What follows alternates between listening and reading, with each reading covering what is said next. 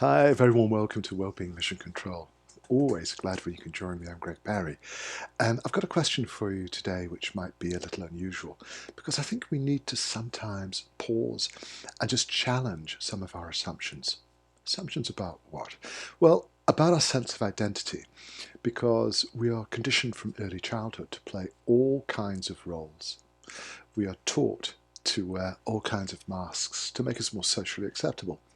And the problem is that we gradually adopt those roles and those masks as an integral part of our sense of identity. It makes us more socially acceptable.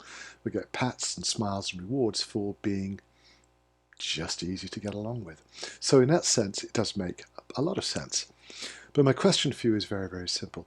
When you are wearing your masks and playing your roles, and they feel so natural, do those roles work for you? Or are you playing a set of roles which don't really correspond with how you feel at a deeper level, with that deeper sense of self? Do those roles and masks help you to feel fulfilled? Do they help you to express yourself, to say clearly how you feel, to be able to just live life on a much more efficient level? Or do you find that the masks and the roles lead to a sense of perhaps separation from others, that you can never really let people get too close because they've got to navigate the minefield of roles and masks and personalities that we wear in our culture? I've got a suggestion. If you can become a little bit more aware of how you're thinking and feeling, of how those reactions might not be authentic as far as your personality is concerned, they might just be an extension of what you were taught at a very impressionable age. The kind of attributes that were grafted onto you, yes, I know, without our permission, that's how it works, but which might be getting in the way of your ability to enjoy life, to express yourself, to feel successful, to feel that you are worthy of being loved. These are really deep, important considerations. And it's not a question of adopting a new set of identities in order to live more successfully.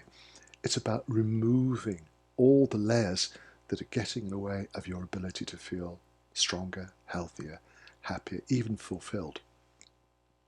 In the ancient traditions, we're always taught that the real self is deeply hidden within these layers of expression that are grafted onto us.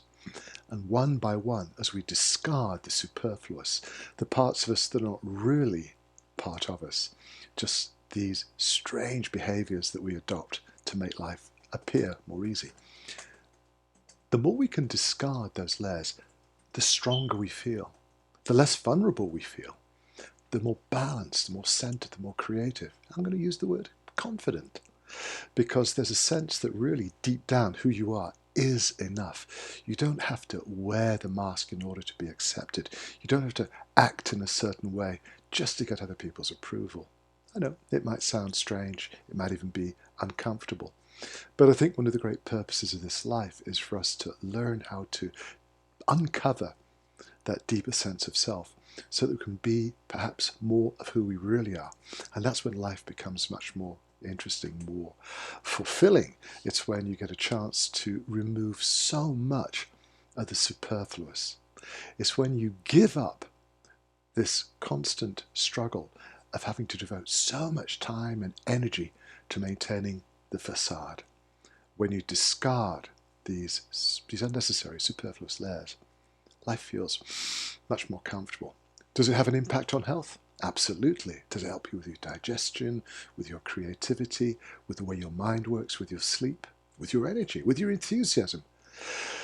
Yeah, it does, because the roles we learn to adopt often conflict with each other. I know our parents never meant to create these conflicts, but it's just a natural part of the way we're brought up.